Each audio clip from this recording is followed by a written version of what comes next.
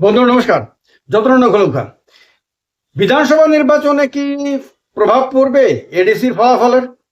বিধানসভা নির্বাচন যেটা এখন থেকে 1 বছর 10 মাস পরে অনুষ্ঠিত হবে, যদি ঠিকঠাক সময়ে অনুষ্ঠিত হয়, সেই নির্বাচনে এবারে যে এডিসির নির্বাচনের ফলাফল প্রকাশিত হয়েছে, যাতে অস্বাভাবিক ভালো রেজাল্ট করেছে তিপ্রামথা, যাতে বিজেপি ছাড়া অন্য বিরোধী দলগুলো বাজে রেজাল্ট করলেও শাসক দল বিজেপিও গতবারের তুলনায় বাজে রেজাল্ট করেছে, তার কি কোনো ছাপ পড়বে? অর্থাৎ ত্রিপুরাতে আগামী দিনে পরিবর্তনের মতন কোনো বাতাবরণ কি তৈরি হবে? 2028 সালে কি ত্রিপুরাতে নতুন কোনো রাজনৈতিক পরিবেশ তৈরি হবে, যা বিরোধীদের জন্য নতুন আশার আলো জ্বালছে, যা শাসক দলের জন্য টেনশন বাড়িয়ে দিচ্ছে? গত কদিন ধরে মানে 17 এপ্রিল ভোটের ফলাফল প্রকাশের পর থেকে এখনো পর্যন্ত যদি আমরা শুধুমাত্র সোশ্যাল মিডিয়ার দিকে নজরে রাখি, তাহলে দেখব দুটো জিনিস দেখব। একটা হলো বিজেপির কর্মীদের মধ্যে একটা হতাশা এসেছে, একটা দলের আভ্যন্তরীণ যে লড়াই, আভ্যন্তরীণ যে সমস্যা, সেগুলো সব প্রকাশ্যে চলে এসেছে। তাদের মধ্যে নেতৃত্ব পরিবর্তনের দাবি উঠছে সাধারণ কর্মীদের মধ্যে। পদাধিকারী কেউ হয়তো মুখ খুলছে না, কিন্তু সাধারণ কর্মীদেরকে দিয়ে নানান ধরনের পোস্ট করানো হচ্ছে। তাতে পরিষ্কার বোঝানো হচ্ছে যে বর্তমানে যারা পদাধিকারী আছে, ক্ষমতাসীন আছে, তারা দলকে সঠিকভাবে নেতৃত্ব দিতে পারছে না। তাদের ভুল নীতির কারণে, ভুল কাজকর্মের কারণেই এডিসি হারাতে হয়েছে। এডিসি যেখানে নিশ্চিতভাবে জেতার কথা, সেখানে নিশ্চিতভাবে হেরে গেছে, এবং হারও এমন হয়েছে যে হারের কথা কাউকে বলা যাচ্ছে না, মানে একটা লজ্জাজনক পরিস্থিতি তৈরি হয়েছে।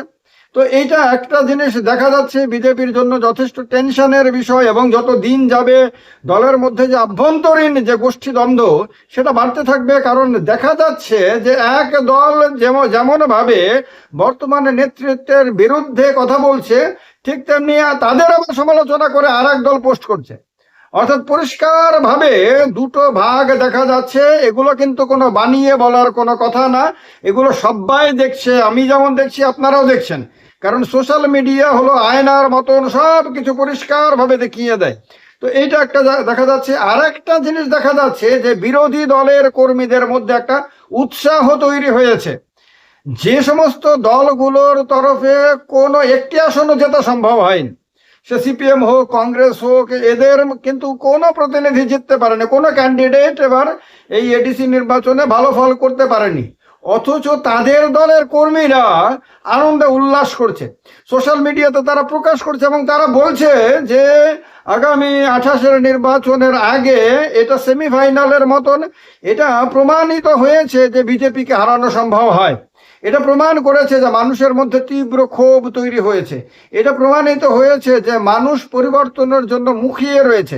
এই কথাগুলো তারা বলতে শুরু করেছে, এবং যখনই বাকযুদ্ধ করার মতন পরিবেশ তৈরি হচ্ছে, তখন দেখা যাচ্ছে বিজেপির পক্ষে তেমন কেউ এসে দাঁড়াচ্ছে না।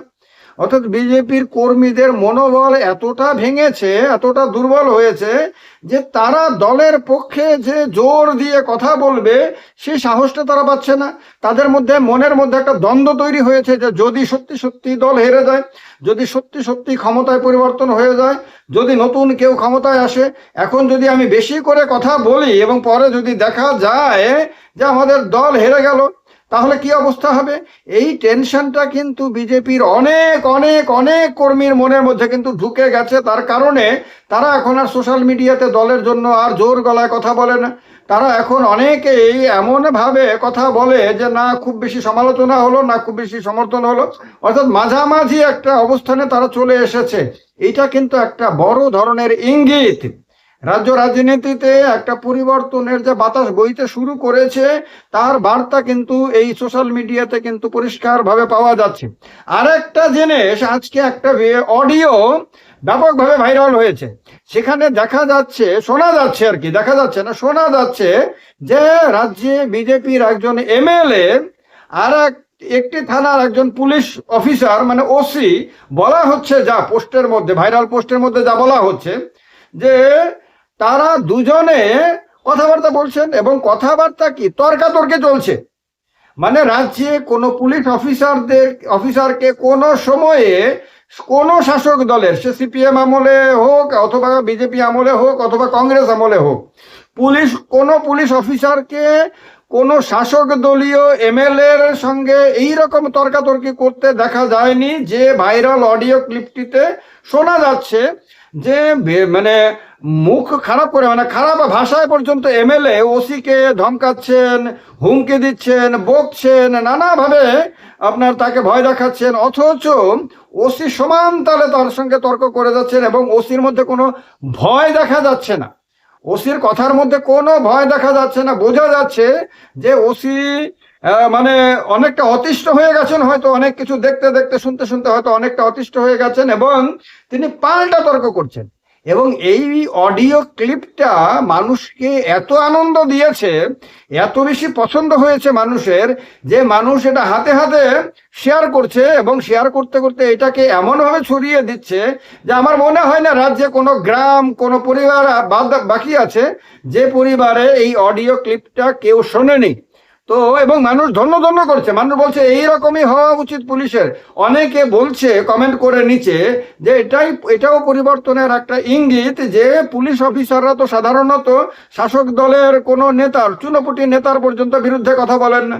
সে জায়গাতে রাজ্য বিধানসভার একজন সদস্যের সঙ্গে যখন এইরকম ভাবে তর্ক করছেন একজন পুলিশ অফিসার, তখন বোঝা যাচ্ছে যে তাদের মধ্যে একটা বার্তা চলে এসেছে যে এবার আর এই সরকারের বোধহয় বেশি দিন নাই। তার কারণে তাদের মনের মধ্যে উৎসাহ, সাহস সবকিছু বেড়ে গেছে। তার কারণেই তারা মানে এইরকম ভাবে তর্ক করতে সাহস পাচ্ছে। তো এই কথাগুলো মানুষের মনের মুখে মুখে কিন্তু ফিরছে। এগুলো কিন্তু এই এডিসি নির্বাচনের ফলাফলের কারণে হয়েছে। ফলে আসল কাজটা কিন্তু তিপ্রামথা করেছে। আসল কাজটা সিপিএম করতে পারেনি, কংগ্রেস করতে পারেনি। কিন্তু আমি এই কথা আগেও বলেছি, এখনো বলছি পরিষ্কারভাবে, এটা একেবারে প্রমাণিত সত্য। যে কাজটা রাজ্যের কোনো বিরোধী দল করতে পারেনি, সেই কাজটা রাজ্যের সরকারের একটি শরিক দল করেছে, যারা শাসক দল হয়েও বিরোধী দলের মতন ভূমিকা পালন করে আসছে। এবং তারা লড়াইয়ের ময়দানে তীব্র লড়াই করে ফলাফল তাদের পক্ষে ব্যাপকভাবে টেনে নিয়ে তারা রাজ্যবাসীর সামনে একটা উদাহরণ তৈরি করে দিয়েছে যে পৃথিবীর সবচেয়ে বড় রাজনৈতিক দলটিকে পৃথিবীর সবচেয়ে ছোট রাজনৈতিক দলটিও চাইলে দৃঢ়তার সঙ্গে, সাহসের সঙ্গে লড়াই করলে হারাতে পারে। তাহলে বিজেপি পৃথিবীর সবচেয়ে বড় দল হিসেবে দাবি করে, আর ধরে নিতে পারি আমরা তিপ্রামথা পৃথিবীর সবচেয়ে ছোট দলের মধ্যে একটি। তাহলে সবচেয়ে ছোট দল হারালো কাকে? সবচেয়ে বড় দলকে হারালো। কি গতবার যে আসনগুলো বিজেপি পেয়েছিল, সেই আসনগুলোর মধ্যে পর্যন্ত থাবা বসিয়ে তার থেকে বেশ কয়েকটা আসন তারা নিয়েছে। তারা এমন ঘা দিয়েছে, এমন আঘাত এবার বিজেপিকে এই নির্বাচনের ফলাফলে দিয়েছে, যেটা বিজেপি নামক দলটি যতদিন পৃথিবীতে বেঁচে থাকবে, কতদিন বেঁচে থাকবে আমি জানি না, কিন্তু যতদিন বেঁচে থাকবে দলটি, কিন্তু কোনো ব্যক্তিকে বলছি না, ততদিন কিন্তু এই দলের মনে রাখতেই হবে যে তিপ্রামথা নামে একটি দল, ছোট্ট রাজ্যের ছোট্ট একটি আঞ্চলিক দল, আপনার যে সরকারের শরিক দল, যে দলেরও 1.5 জন মন্ত্রী রয়েছে মন্ত্রিসভাতে, সেই দল একটি এডিসির নির্বাচনে মহা শিক্ষা দিয়েছিল, যে শিক্ষা ভোলার মতন না। তার কারণে 2028-এর বিধানসভা নির্বাচন পর্যন্ত রাজ্যবাসীর মনের মধ্যে কিন্তু এই আঘাতটা, এই নির্বাচনী আঘাতটা, ফলাফলের আঘাতটা কিন্তু তাজা থাকবে। আর এটা তাদের মনোবল বাড়াতে সাহায্য করবে। এটা বিরোধী কর্মী, সমর্থক এবং নেতারাও অনেকে মনোবল হারিয়ে ফেলেছিলেন, অনেকে মনে করে ফেলেছিলেন যে বোধহয় বিজেপিকে হারানো সম্ভব হবে না, তাদেরও মনোবল বাড়াতে সাহায্য করবে। তো সুতরাং ত্রিপুরার এডিসি নির্বাচনে যারা পরিবর্তনের জায়গায় প্রত্যাবর্তনের জন্য ভোট দিয়েছেন, মানে তিপ্রামথাকে যারা ভোট দিয়েছেন, বিজেপিকে যারা ভোট দেননি বা ভোট দিতে অস্বীকার করেছেন, তারা কিন্তু রাজ্য রাজনীতিতে একটা বিরাট বড় কাজ কিন্তু করে ফেলেছেন।